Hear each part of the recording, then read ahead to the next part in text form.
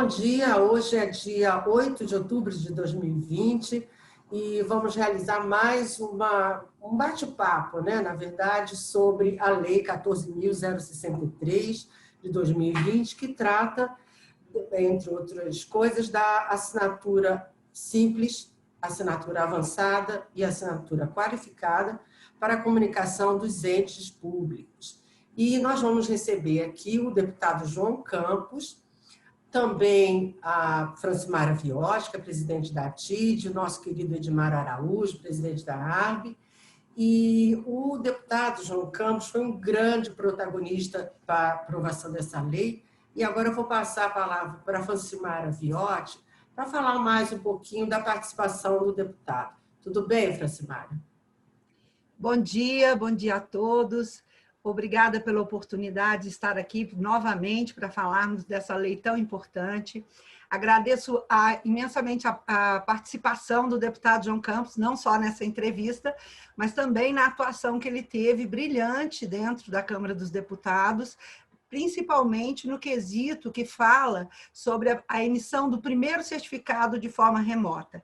Essa inclusão na Lei 14.063 é decorrida da medida provisória 951, que o deputado era relator, e ela foi incluída como emenda de plenário no último momento no Congresso Nacional, que é uma conquista muito importante para toda a sociedade brasileira, vai facilitar a vida de muita gente, porque a emissão remota, ela permite, principalmente em tempos de pandemia, ou para aqueles profissionais que têm dificuldade de se deslocar pelo tipo da atividade que exercem.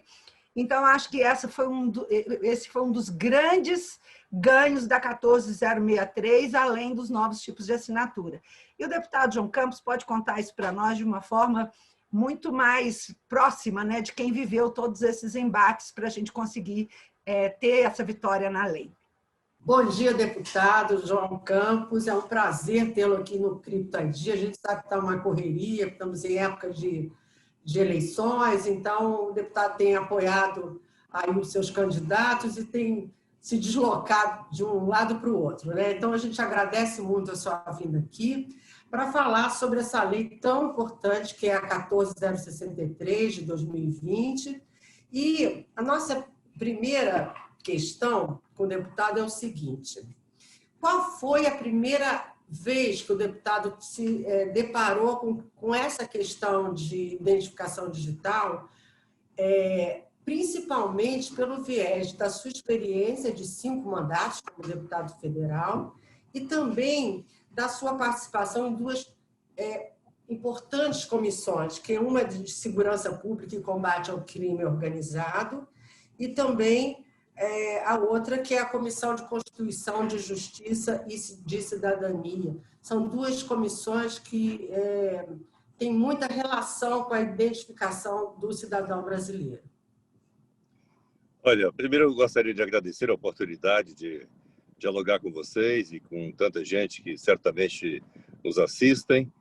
É um espaço privilegiado. Dizer o seguinte, que antes de me deparar com esse tema no Legislativo, eu tive a oportunidade de conhecer o Vinícius, da empresa Solute, e foi através dele nossa primeira abordagem acerca de certificação digital, de sistema de segurança, identificação, enfim. Ele me apresentou a importância disso, dessa nova tecnologia, me dizia do alcance desse instrumento e que essa tecnologia já era adotada em outros países. Achei muito interessante e me coloquei à disposição para ajudar naquilo que fosse necessário, possível. Naquele momento, o papel era muito mais de fazer com que empresas e órgãos públicos pudessem conhecer esse expediente, essa tecnologia e ver o quanto que isso é importante, com a segurança que norteia também o procedimento.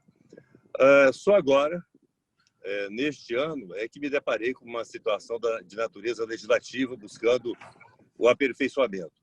É claro que a edição, por exemplo, da certificação digital de forma remota, por videoconferência, independe da pandemia, mas acho que a pandemia terminou fazendo com que aqui no Brasil o presidente Bolsonaro propusesse esse avanço de forma mais urgente, vamos dizer assim, quem sabe essa expressão não seja inadequada, porque essa metodologia já é usada na Europa, por exemplo, independentemente da pandemia.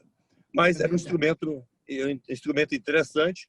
O presidente Bolsonaro propôs, através de uma medida provisória, que eu tive o prazer de ser o relator, embora ela não tenha prosperado, ela tenha se exaurido no tempo antes que o Congresso a aprovasse, mas isso despertou o Congresso, particularmente a Câmara, para entender da necessidade de fazer um aperfeiçoamento da legislação que significasse um avanço. Bom dia, deputado. Prazer tê-lo aqui conosco. Eu gostaria de lhe perguntar como é que foi esse desafio, porque é um tema técnico, um tema que muitas vezes as pessoas não entendem do que se trata, e para se fazer uma relatoria, houve uma necessidade da sua equipe trabalhar e absorver esses conceitos. Quais foram os principais desafios para esse trabalho? Olha, de fato, esse tema, esse assunto ainda não é de domínio, né, do conjunto da sociedade e sequer do parlamento. Para muita gente é algo ainda muito novo, embora a gente já tenha legislação que trate disso há 10 anos, um pouco mais. Mas foi interessante, né? Interessante a gente poder dialogar, especialmente com líderes partidários, para demonstrar a importância desse instrumento e que, nesse instante, o que se pretende fazer era um avanço, que isso facilita a vida no serviço público, a vida do cidadão, a vida de empresas, e aí não foi difícil o convencimento. Agora, um outro dado interessante foi dialogar com o governo, especialmente com o setor do governo que atua nessa área, o ITI, por exemplo, a Casa Civil, e, ao mesmo tempo, dialogar com o setor que opera, e especialmente com a entidade que representa esse setor, porque esse diálogo ele terminou sendo um diálogo convergente e, na medida que foi convergente, facilitou muito o trabalho dentro do parlamento. Tanto é que a medida provisória caducou, usando aqui uma expressão nossa na Câmara e no Senado, ela caducou, perdeu o prazo, e nós não tivemos dificuldades de articular uma emenda de uma outra medida provisória, 983, que tratava de forma mais abrangente da assinatura eletrônica e outros instrumentos correlatos. E essa emenda ser acolhida de plano, quer seja pelo relator daquela medida provisória, o também goiano, né, deputado Lucas Virgílio, quer ser pela casa, pelos líderes, pela assessoria técnica. Isso ajudou muito. O assunto, repito, não é de domínio de muita gente, mas acho que essa condição que é exigida da gente como parlamentar de dialogar com os diversos setores que têm relação com o tema, e eu me propus a isso, facilitou muito. Acho que foi muito interessante. E eu terminei também aprendendo, assimilando. Acho que foi muito bacana. Bom, deputado, prazer enorme em falar com você. Bem-vindo aqui ao canal Crypto ID, que embora não seja eu o responsável, já estou em casa. Boas-vindas aqui em nome de todos. Nós temos um mercado grande, emergente, que é o mercado das autoridades de registro, que são aquelas empresas que atuam na ponta do processo, fazendo a comercialização dos certificados digitais. A gente tem do lado de cá uma dificuldade por vezes, de fazer com que a sociedade nos compreenda, e pelo discurso do senhor, essa dificuldade também foi percebida na ponta decisória, legisladora do nosso país. Quando o senhor faz, então, a emenda de plenário, muito embora ela tenha sido acatada com, digamos, uma velocidade bastante interessante, queria que o senhor comentasse para a gente se existiu dentro do Congresso, dentro da Câmara, algum diálogo, alguma espécie de diálogo de interesse por parte dos seus pares do assunto, de querer melhor compreender o que se trata a certificação digital. Esse desafio do entendimento da equipe também deve ter sido o mesmo desafio na hora de fazer o convencimento dos pares. Graças a Deus, a Câmara e os diversos partidos da Câmara têm assessoria técnica muito capazes. E essas assessorias técnicas foram muito importantes, ajudaram muito, porque quem faz esse tipo de assessoria, repito, assessoria técnica, conhece e tem domínio da informação. Mas determinados líderes partidários ou alguns parlamentares não tinham. O que é certificado digital? Como é que isso funciona? Olha, isso não tem fraude, não? A gente não fica exposto, né? Quais são os mecanismos de segurança para a gente entender que isso vai ser usado indevidamente, né? Então, termina sendo um diálogo ao mesmo tempo interessante, né? Porque também não é uma coisa assim difícil de você explicar e as pessoas foram assimilando com muita facilidade. Evidentemente que com o auxílio, repito, das assessorias técnicas, que têm a obrigação de conhecer o tema que está posto, né? Mas não deixou de ser uma oportunidade de, aqui e acolá, esclarecer, né? o que é o certificado digital, a segurança dele, as pessoas se sentirem tranquilas em relação a essa tecnologia e especialmente o que estava sendo proposto, né? Que era a operação de forma remota. A gente que acompanha o mercado há muitos anos, né? Aqui o Crypto ID, Francimar, o nosso querido Edmar e tal, a gente vê com muito bons olhos a chegada dessa lei, porque vai ampliar, né, o conhecimento de muitas pessoas sobre identificação digital, sobre também os serviços disponibilizados ao cidadão através da assinatura simples e avançada. Também a indústria vê isso com muitos bons olhos, né, Francimara? Certeza. Deputado, a partir dessa lei, né, que foi um marco legal, um diploma que elevou essa assinatura digital agora, não como uma obrigação, como alguns setores da sociedade viam, mas como um direito do cidadão, para ele usar novos tipos de assinaturas eletrônicas, para que ele tenha mais tranquilidade na sua relação com o ente público. Como que o senhor vê essa continuidade desse tema de identificação e assinatura digital junto ao Congresso, o Executivo, o Judiciário, trabalhando, né, esses poderes trabalhando para que essa digitalização evolua e passe a ser uma realidade, né?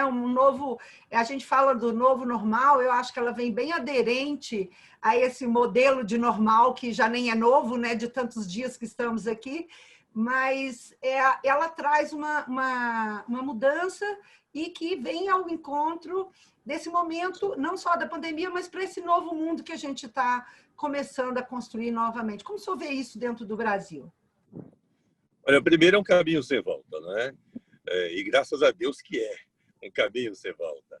Acho que o aperfeiçoamento legislativo terminou criando, principalmente dentro do parlamento, uma fonte de conhecimento, de informação muito interessante, mas também a questão da pandemia, acho que vai fazer com que o uso dessa tecnologia, desse procedimento, enfim, por parte aqui no Brasil, possa avançar com maior velocidade.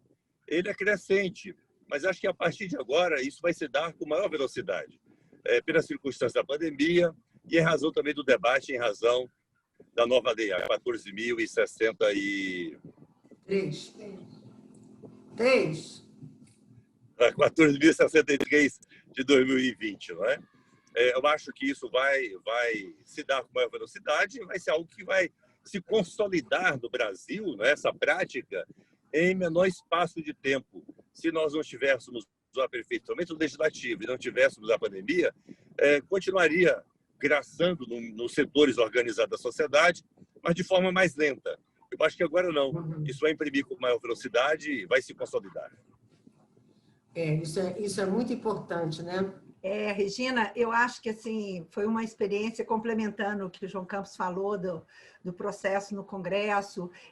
Para nós do setor, foi uma experiência muito interessante observar que os nossos legisladores estão atentos a essas coisas. Esse trabalho, essa parceria com o deputado João Campos foi um trabalho muito rico, porque a gente viu que o parlamento está alinhado com a ideia de modernizar o Estado, de modernizar o país, tem essa sensibilidade, e foi uma parceria muito divertida, né, deputado? Apesar de todas as nossas angústias, angústias com relação ao tema, que às vezes pode ser meio inóspito, mas eu espero que seja a primeira de muitas parcerias que a gente tenha para poder modernizar esse país nosso tão querido.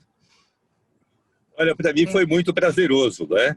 Foi muito prazeroso porque eu tive a oportunidade de conhecer e estabelecer um diálogo com pessoas muito capazes, com pessoas que têm domínio do tema e que tinham muita boa vontade de colaborar.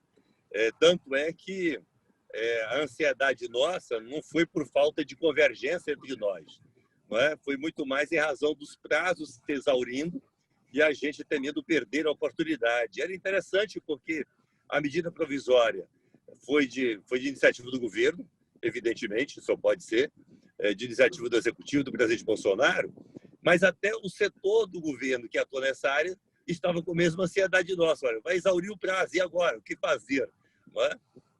Mas, no mais, foi muita convergência, eu tive que aprendi bastante, e algo que me deu muita satisfação foi observar que as pessoas com as quais eu estava dialogando eram, de fato, pessoas capazes, possuídas de espírito público, que têm desejo só de colaborar com o país.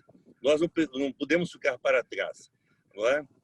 Outros países, a legislação já tinha avançado e o processo também de consolidação desses procedimentos também um pouco mais avançado. O Brasil não podia ficar para trás. E essa era uma oportunidade singular. Eu acho que foi muito interessante. E bom que o ponto que nos inquietava, que era da ansiedade, a gente terminou encontrando também uma alternativa. A alternativa se materializou e se converteu em lei, aproveitando a medida provisória 983, que era muito mais ampla, não é? E que tinha muito maior pertinência do que a anterior, onde tratava especificamente só do certificado digital. Foi realmente muito bom. Bom, a gente não acho que o diálogo, esse diálogo da lei e do mais, foi interessante, porque a gente terminou também criando relacionamento, amizade, o que é algo assim muito prazeroso e muito rico para a vida, né? Com certeza, deputado. Pessoas novas sempre trazem grandes experiências para a gente, novos conhecimentos também. Foi um prazer esse conhecimento.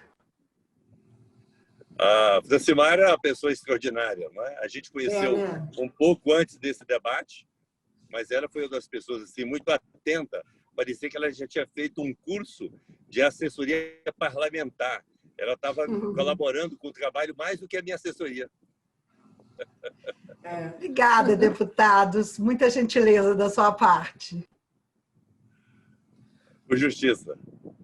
É isso mesmo. Bom, a gente não vai mais tomar seu tempo, a gente sabe que o senhor está no meio de vários compromissos. A gente queria agradecer muito a sua participação aqui no Crypto ID, que essa seja a primeira de muitas conversas e bate-papo, porque também eu acho muito interessante a gente que acompanha tanto esse movimento, né, de leis e tal, a gente ter uma pessoa aqui que transmita para a gente, né, esse sentir do Congresso. Para a gente isso é muito importante. É uma lei que ainda tem que passar por alguma coisa, deputado, porque foi só para a gente alinhar aqui para os nossos leitores acompanharem. Ela foi sancionada com vetos e aí volta para o Congresso para ser, então, depois publicado ou não? Já está sacramentado? Após a sanção, ocorreu a publicação, ela está já em plena vigência. O que poderia ser necessário era a edição de uma portaria ou de um decreto, de uma resolução, que regulamentasse alguns dispositivos da lei, especialmente os mecanismos de segurança. Mas isso já foi feito quando da edição da medida provisória, de tal forma que agora é plena efetividade e consolidar essas novas regras. Isso é muito bom. Agora, em relação à videoconferência, o comitê gestor ainda vai deliberar sobre isso, né, para dizer como é que, quais são os procedimentos técnicos, requisitos técnicos de procedimentos, né, Francimara? Você quer falar um pouquinho sobre isso? Só para a gente encerrar esse... Nós já estamos trabalhando, o ITI já colocou as minutas em discussão, as associações junto a seus associados já estão avaliando. Acreditamos que, por causa dos prazos regulamentares, a gente vai ter o comitê gestor no dia 20 de outubro, mas é que a gente acredita que no dia 1º de novembro já esteja tudo regulamentado e a gente já possa trabalhar a pleno vapor com esse novo instrumento que nós temos aí. Então, o andamento está bem rápido, dentro do possível, observado os prazos regulamentares. Eu queria que o Ed falasse um pouquinho sobre a associação AARB e como ela está, e agradecer ao deputado por esse seu tempo e disponibilidade sempre conosco. Foi um prazer estar com o senhor nessa batalha aí, viu? Bom, a Associação das Autoridades de Registro do Brasil, como bem lembrou a Francimara, está representada, as ARs do Brasil estão representadas no comitê gestor por meio do mandato que eu exerço nesse colegiado.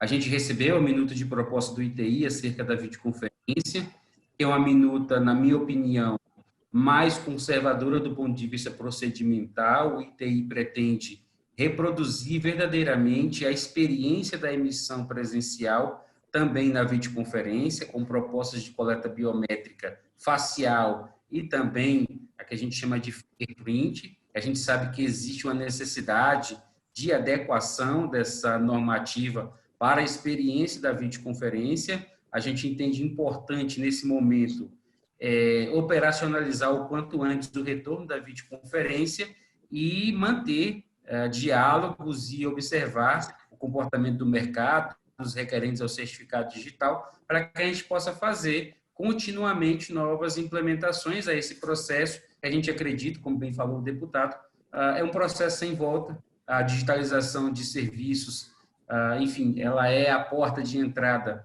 do que a gente chama de indústria 4.0. Quanto mais digitalizada a vida, mais competitivo, então, será o ambiente de negócios e, consequentemente, a gente trará benefícios para o nosso país. Mas a gente acredita que é um processo que a gente vai ter que observar, porque ele é novo na ICP Brasil, ele é promissor, ele é muito disruptivo, mas a gente também entende que mais conveniência traz também mais tentativas de fraudes ao sistema. Então, já precisa observar com muita cautela o que está acontecendo e o que acontecerá daqui por diante, mas a gente está muito feliz com a possibilidade. A gente agradece aqui o empenho do deputado, de toda a sua equipe, na consecução dessa emenda de plenário, que ali aos 45 do segundo conseguiu fazer a inclusão do texto, encaminhar ao Senado a possibilidade de que os certificados digitais também pudessem ser emitidos por outra forma que não fosse presencial. E como nós já tínhamos a experiência da videoconferência, é nisso que a gente investe agora, para, enfim, continuar tocando a ICP Brasil e entregar a cada cidadão brasileiro um certificado digital para que ele possa transacionar com o Estado, do conforto da sua casa, com a melhor conveniência e com elevada segurança técnica e jurídica. Ok, muito obrigada. Nós já vamos encerrar aqui. Obrigada, Francimara, obrigada, Edmar, e muito, muito obrigada ao deputado João Campos, não só por essa entrevista, mas também por sua brilhante atuação para a constituição dessa lei. Tá bom? Só vou dar um recadinho. Você que gostou da sua entrevista, não esqueça de se inscrever no nosso canal e coloque lá o sininho para sempre quando a gente entrar no ar, você acompanhar em primeira mão. Muito obrigada a todos e até a próxima, hein?